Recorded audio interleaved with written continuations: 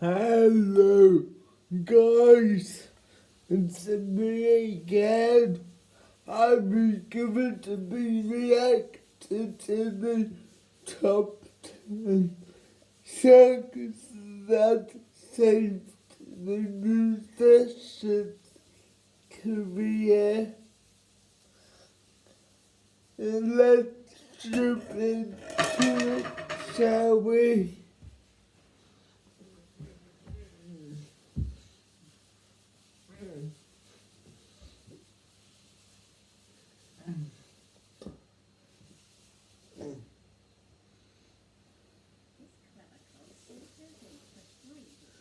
This is the invitation to the adverts.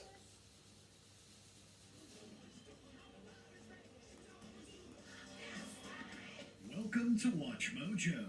And today we're counting down our picks for the top 10 musicians who suffered a flop, scandal, or simply bad fortune, but single-handedly revived their careers with one song.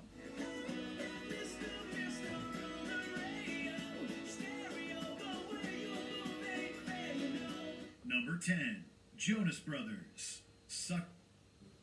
Jonas Brothers, Sucker.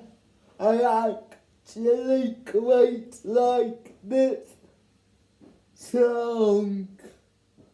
To be honest, I don't know if they really are because I haven't listened to enough of their music, but from what I can gather, they're great musicians. We go together, better than birds of a feather, you and me. Over a decade after they were first burning up the charts, the Joe Bros hit their biggest peak yet. In 2013, the Jonas Brothers disappointed fans when they canceled their tour, announced their split, and pursued solo careers and side projects. This period lasted until 2019, when they finally announced their reunion. Kevin, Joe, and Nick were all on board for Sucker, their comeback single, which blew their past success out of the water. I'm a sucker for you.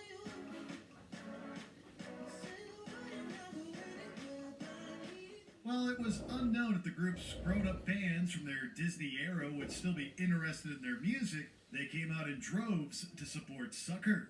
The song went number 1 and 5 times platinum, with nearly every... I think what made Sucker popular is the upbeat tempo. Everyone re-laminating their Jonas Brothers stand cards.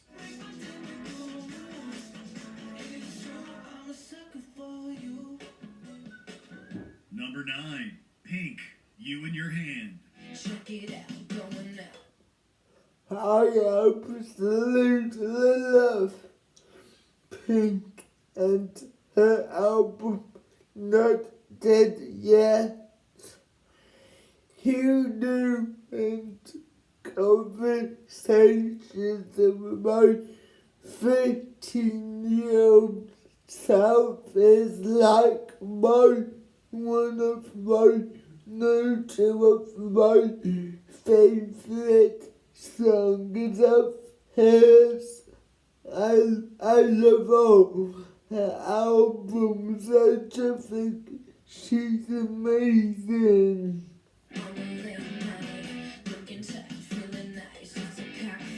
Despite its title, Try This, many listeners skipped over Pink's third studio album.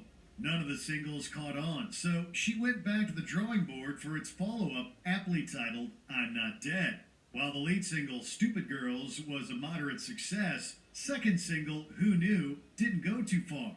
Thankfully, her next song, You in Your Hand, was bold and controversial enough to halt her unlucky streak. I love With a catchy tune and explicit lyrics about shutting down creepy guys at the club, it had more longevity than Pink's other recent songs and set her back on the right track.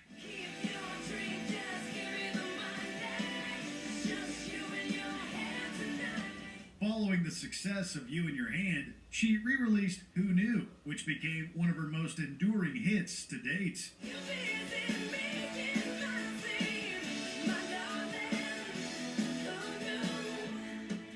Number SCS has a completely new look, revamped stores, I'm new sofa. sorry. Number 8, Train, Hey Soul Sister. I never got the meaning of what it was like the train because that's the type of music I listen to and I don't appeal to audiences of anybody else. I don't think they were good in the time, but would they make it in the charts today? I probably don't think so.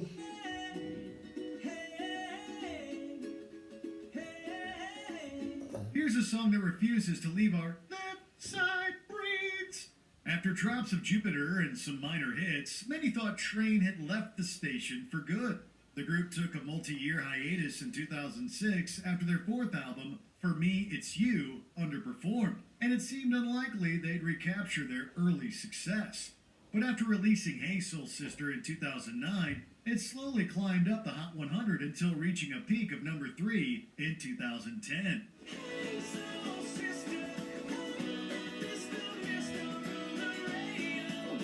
I must admit, Hey Soul Sister has a really catchy tune to it.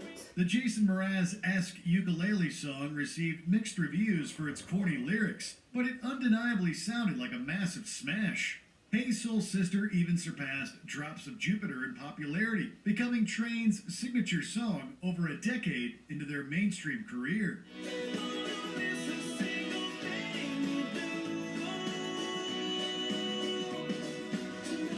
Number 7, Aerosmith, Walk This Way. Aerosmith, I liked the really like in the late early 90s stuff. I didn't think much of the like collaboration between Run DMC and Walk This Way. I thought it was a load of tosh, to be quite honest with you. They're just two guys shouting into a microphone. If you thought the Bad Boys from Boston were content to stay a 70s band, dream on. After guitarist Joe Perry's 1979 firing, singer Steven Tyler's substance issues, and diminishing musical returns, Don't want to miss a thing. I think I like because it showed to you how much vocal talent Steven Tyler had. Aerosmith had a rough go in the early to mid-1980s. Even when they reconciled with Perry, their 1985 album, Done With Mirrors, wasn't the comeback the group hoped for. Instead, that would happen a year later in the form of Walk This Way, Run DMC's remake of Aerosmith's 1975 hits.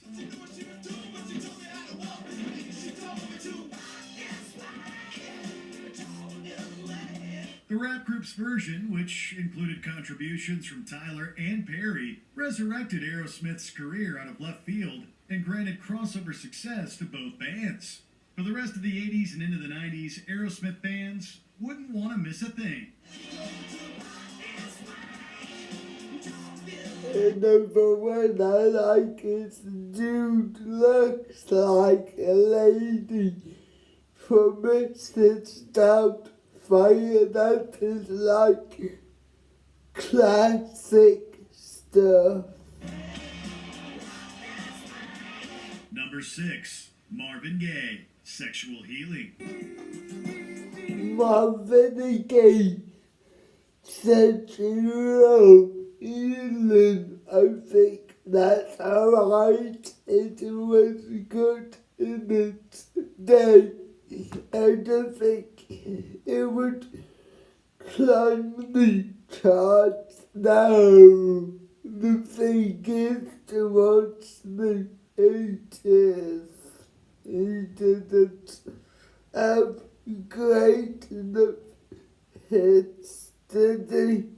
I think he should have just left it at a high note when he sang in the 60s.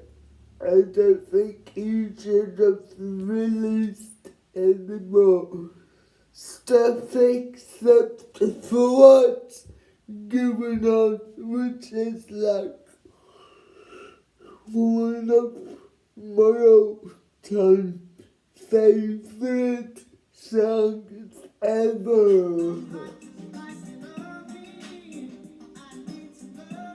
One of Motown's defining artists, Marvin Gaye is synonymous with the soul music of the 1960s and early 70s. Sadly, the next decade was rough for him. Gaye experienced depression, addiction, and tax issues. And one of his unfinished songs was put on his 1981 album, In Our Lifetime by Motown, against his wishes. After parting ways with a label, Gaye went back to his roots with Sexual Healing.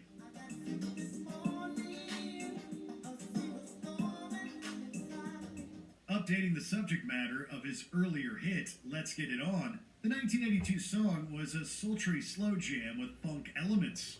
Sexual Healing scored Gaye his first 2 Grammys nearly 20 years into his career. While Gaye would tragically die less than 2 years later, Sexual Healing allowed him to enjoy a career revival.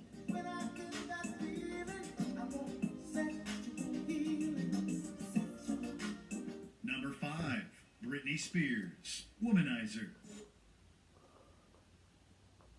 Britney Spears, I haven't like, she isn't the most talented woman, but she did some good stuff on, especially on her debut album.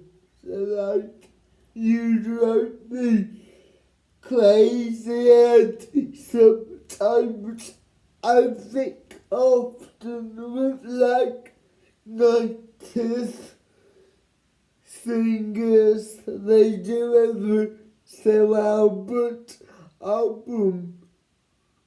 2, album 3, that's a great, album 4 not so great.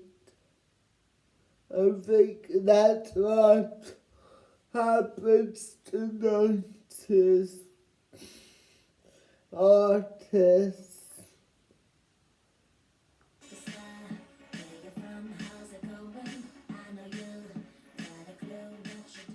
The Princess of Pop has never left the public's radar, but she's had periods of staying there for all the wrong reasons. Britney Spears' music career was doing fine when she saved it with 2008's Womanizer. Her previous album, Blackout, remains a fan favorite to this day. However, she was just coming out of the other side of her tumultuous personal life, and it was unknown how it would impact her career. Thankfully, the obnoxiously catchy Womanizer showed that Britney's struggles wouldn't impact her hit-making abilities. It's one of the song, so when you imagine the old lady getting incredibly drunk and doing karaoke to it. It's a karaoke hit more than this smash hit Womanizer. The song became her first #1 since her debut single, Baby One More Time, and included a hit music video that served as the sequel to Toxic. But when people thought that she was slipping under, Britney found the perfect antidote. Number 4. Cher, Believe. Cher, I absolutely adore this woman, not necessarily for her music, but she has a great personality. Like if I could invite anyone to have dinner at my house, it would be her because she's done so much for the likes of me and the LGBT community. I think her highlight album was the 1986 comeback in 1989 Heart of Stone. Those were the best albums to date. Love and Understand, and I could take it or leave it. But her later stuff has seemed to die out the talent that she has, because she is a brilliant vocalist. I just wish she did a stripped back album without the auto-tune, because we can hear her voice more.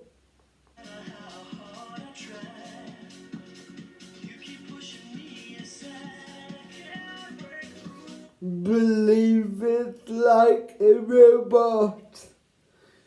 She gets too much auto-tune. Too fancy video. Too much of everything. Mariah Carey may be known as the Songbird Supreme, but Cher is more like a phoenix. She's practically immortal, always rising from the ashes and reinventing herself just when people are close to counting her out. Her most impressive pivot came in the late 90s.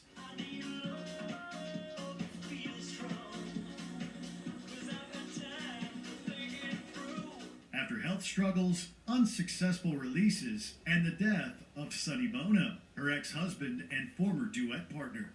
Cher's comeback single, Believe, had a whole new... Even though they were divorced for 25 years, I think no matter what they decided to do, none of it was ever between them, I don't think. sound, and we don't just mean a change in genre.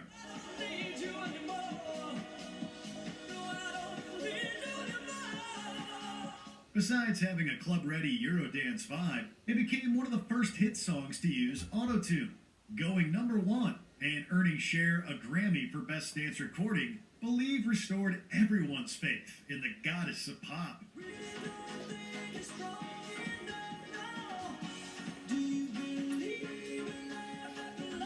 Number 3. This passion, it's about making a connection. But before we get through, We'll never out of it. 3. Santana, Smooth.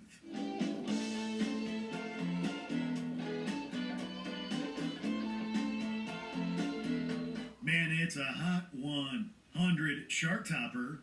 In 1999, Carlos Santana and his eponymous band Santana, Smooth. Now it was a good beat, but everybody sounded tired on that record, to be honest. made one of music's most random comebacks.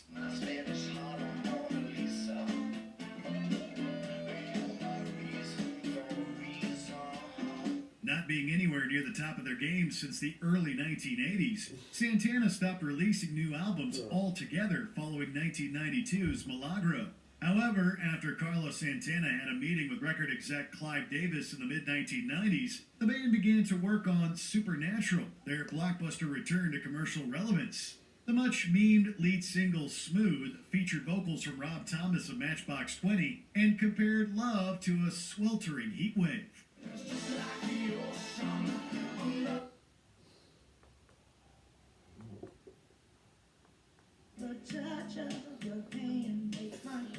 Tina Turner, the absolute queen of rock. In my opinion, she is a survivor.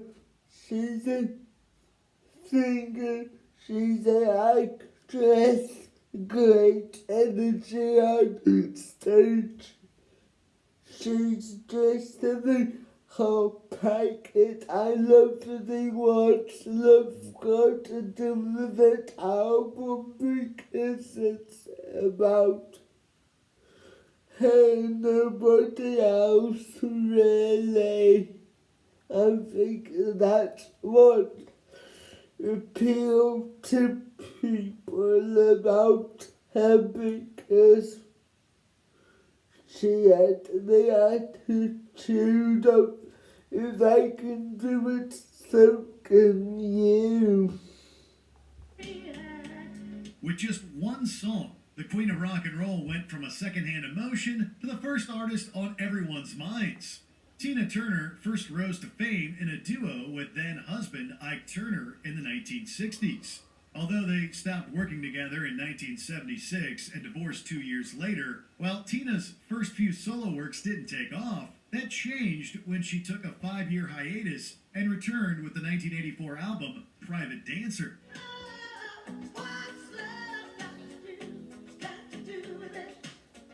One single, What's Love Got to Do With It, was a modern, sexy rebrand that kickstarted her comeback as a free single woman ready to mingle with solo success.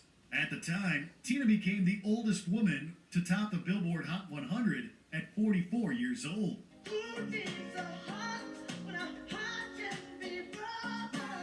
Before we continue, be sure to subscribe to our channel and ring the bell to get notified about our latest videos. You have the option to be notified.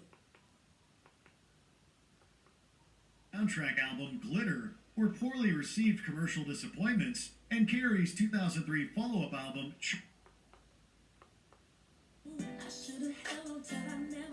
Mariah Carey, I think she should have stuck in the 90s. I think he had a good voice, but they didn't necessarily write for how very well did they at all. I think that was the problem with her. She didn't write very well. And I love version of love, and love takes time. There's some her two like numbers that made a big, but towards the notice she got a little frail with the vocals. Anyway, that's it for today.